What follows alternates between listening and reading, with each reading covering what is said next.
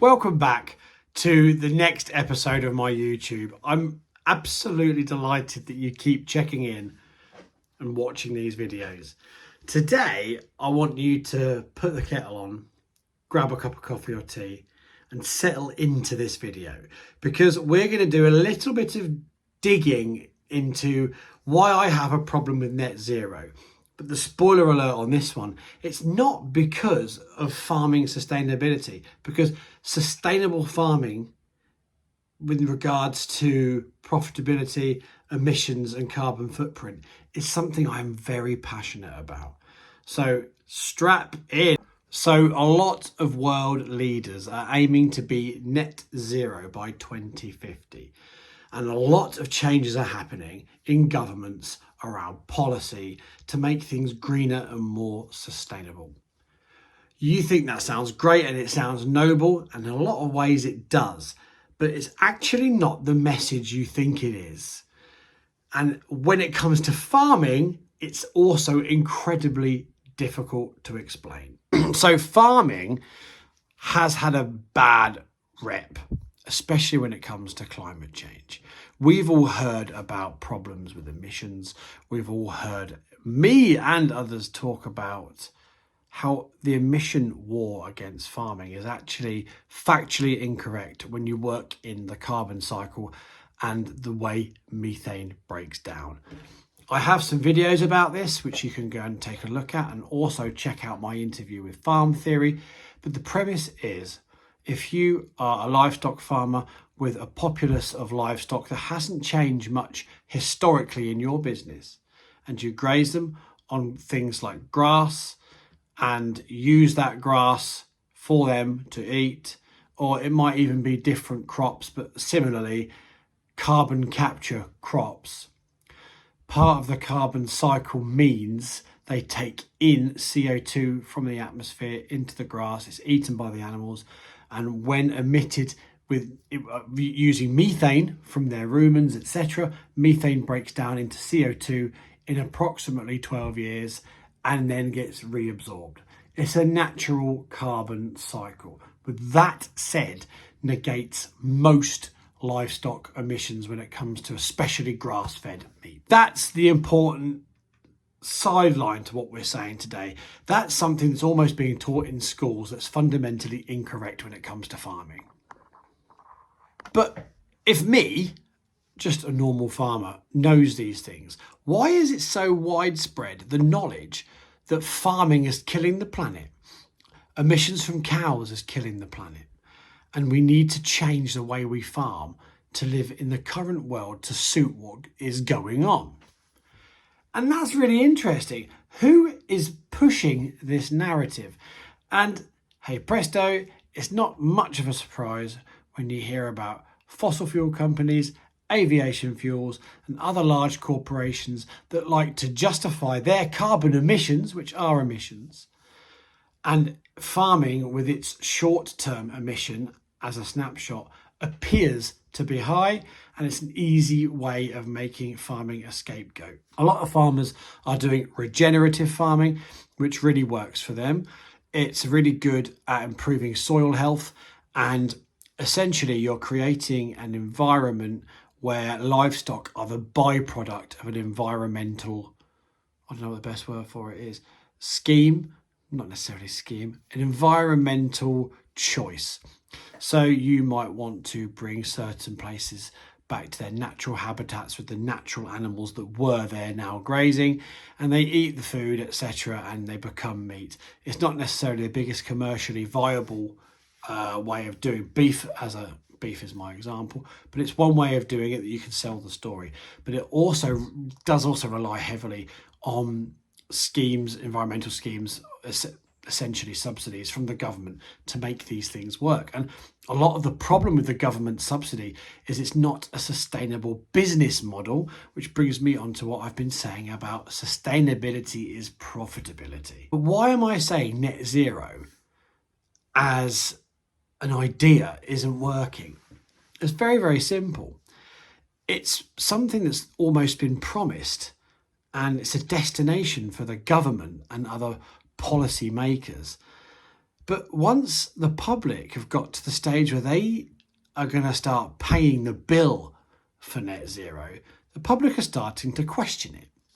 And even the politicians themselves are starting to question it. But they have to maintain their track record that's been set for them, as well as saving face and following through with targets.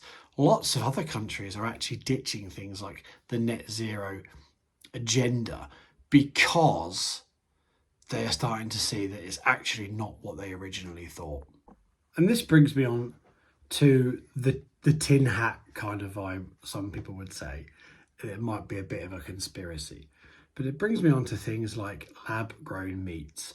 Now, I'm pretty relaxed about things, but I do have a problem with lab-grown meat. It's creating a product that doesn't need to exist, effectively like a test tube, and that's not something I think anybody wants. So what's being said is, if we are told the only meat we can produce is, let's say hypothetically, this regenerative style, which is higher cost, especially initially.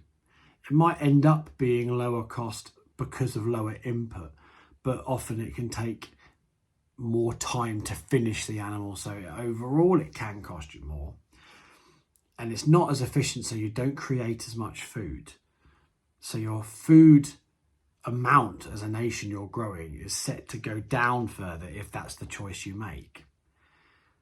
What then happens is what's available to buy becomes less. And as that becomes less, it becomes more scarce. And if it's more scarce, it becomes more expensive. And that's obvious, but why is that tin hat vibe? Because at the moment, lab-grown meat is incredibly expensive. The government also want us to eat insects, I think. There's a lot of call for proteins based on insects, but they know the public won't really go for that because people are a bit funny about insects. So by pushing up the price of food in this country, by making all we can create in this country regenerative and more that this sort of transition, this path of environmental schemes, twinned with imports which are allowed to be imported below the standard of what we produce in this country, pushes the price of what we produce up. And then, funnily enough, the price of meat will start to get to the same kind of prices as lab-grown meat. And then you're going to get people in the middle who aren't that bothered, who are maybe vegetarian but eat a bit of meat, who start to go down the route of, well, actually, beef, lamb, pork, etc. is more expensive than the lab-grown stuff, and the lab-grown stuff's okay. And I'm not talking out of my backside here. We all know people who go tell you the price of a bargain they found and justify it by saying, and it was actually okay. So that's what's going to start happening. I hope it doesn't, but that's where the tin hat conspiracy comes along. And I really think that could be a big problem in the future. So by doing these schemes and pushing this way of farming, we are inevitably going to put up our prices by making food more scarce. This then leads further on to things like the inheritance tax bill, which I believe is effectively a land grab. It's a way of freeing up land they can't necessarily get their hands on legally, knowing full well farmers won't be able to afford to buy the farms that are being sold. So it'll be bought by people who, with big business, can put it into government environment schemes, plant trees, put beavers in, or whatever they want to do, make a pretty penny from the land, and then maybe even cover it in solar panels because of net zero. Also, a lot of farmers who tenant land have had similar issues before the government came into power. They were assured, they had assurances that there would be no problems with tenant farmers on solar farms, because solar farms and renewable energy does get heavily subsidised because it's net zeros, because of the way the government wants to go. So there's a lot of potential cash earnings on doing these schemes. So, excuse me, if you're a farmer and you want to be doing stuff like solar panels, you can earn profit from it. And I don't blame any farmer that does it. Not that I agree with taking away farming land, but the state of farmers' finances these days, you can see why they do it. So it's a very tough time in this sense. We don't want it to become a country that is just for leisure, just an attraction. We're there because the countryside's just pretty. Because that's not what it's about. Farmland should be to grow food as well as possible, as sustainably as possible, but as efficiently as possible. But I believe there's going to be a net zero backlash. I can already feel it. I can see and feel a lot of people are talking about this net zero, and a lot of people are getting sick and tired of it. People are not going to want to pay extra for these products, schemes, electricity, taxes, etc., just because it's a target the government has set. It's not right that people should be fitting the bill for something that's now not really fit for purpose. Let's not forget purse strings. Some of the biggest companies in the world want to control our food. There's some big bucks invested in lab-grown meats, big bucks invested in buying up farmland. And this is the real thing. If you want to control the public, the easiest way of doing that is controlling what they need. And what's happening at the moment feels a little bit like that. It feels like it's getting to the stage where it's out of your control and you could lose land from farms to companies that just want to milk it dry, but definitely not with milk. So this is why things have been pushed the way they have. Veganism has been thrown into the forefront, and loads of people, it's kind of come and gone. And I have no problems with vegans. It's the fact that you can be vegan is absolutely fine. It's the activism side. And actually, climate scientists, vegans, etc., they're not necessarily who they think they are. They're more like they're activists. And it's activism that quite often doesn't work. When you're blindly taking sides, it makes it really difficult for myself to take that person seriously. If someone responds to a video of mine or a quote of mine and I haven't thought of whatever they've put across, I will consider it. I won't just blindly drink the Kool-Aid, which I think a lot of the time is what's going on with certain groups. We need to break free of that nonsense. This is not some motivating, uplifting conspiracy theorist video. This is me telling truth about what's going on in farming. Farmers are definitely risking their farms by not going down the routes that are being set by net zero targets. And if we don't do it and join the club, put half the farm into schemes because it's more profitable than making food, because the government in this country with its imports, its infrastructure, high costs and red tape is pushing the price of our produce up so much we have no choice but to put half the farm into being bloody wildflowers. And no farmer wants that. Every single farmer is a business person. They want to make enough money from their produce to live and survive and reinvest in the farm. That is all they want. They don't want to be rich. They're not interested. They just want their farm to be a business that works. And we should not make them resent wanting that. Every business needs money to reinvest, to buy stock, to grow. You can't make any profit without those things. And profit shouldn't be a dirty word in farming, but it is. You're supposed to just eat and suck up your own privilege because the public think that's the persona you need to be doing, and you don't earn a profit because you're living such a wonderful dream life. And sometimes I do think I live a wonderful dream life, but it doesn't mean we should not be making a profit to continue strengthening and bolstering our business for the future. We should be building business resilience now in farming, not taking it down. And we don't necessarily need to be doing it by having to have the carrot dangled in front of us of growing wildflowers because it's more profitable than wheat. It's mental. So I am a massive believer of net zero is not what net zero appears to be. It's a bigger agenda than that. It's essentially making a mountain out of a molehill, and it's changing the direction of a lot of establishments and businesses, just like farming, and it needs to stop. But I will say, once again, I reiterate, if I can cut down emissions, I would. If I can cut down plastic and waste, I will. If we can do things with our farm that make carbon footprint sense, it's exactly what I want to do. And I also want to push on to make things better and better for the future of the farm, my family and my children. But the fact of the matter is, it needs to be done and considered in a way that puts farming first.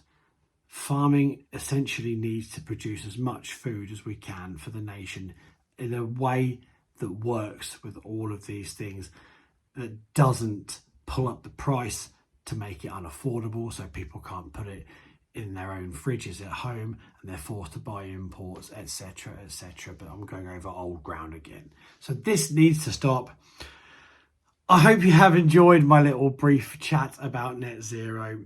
It's something to think about, because like a lot of things, like the war on plastic we had in the past and things, mainly before COVID, we just hear it, it's out there, and we think it's just a given and it's what's going on. But the fact is that, let's say this country, the UK, achieves net zero. What's it really achieving?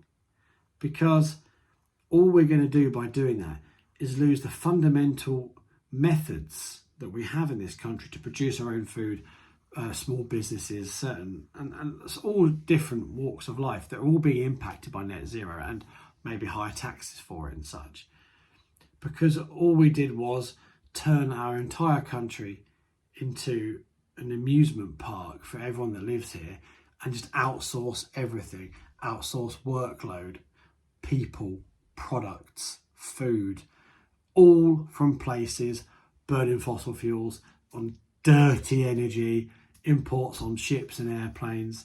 It's essentially sweeping everything under the carpet, because as long as we're all right, we're doing the right things and we're ticking boxes. It should be a global thing that we work together for, but not at the expense of collapsing economies and ruining people's businesses.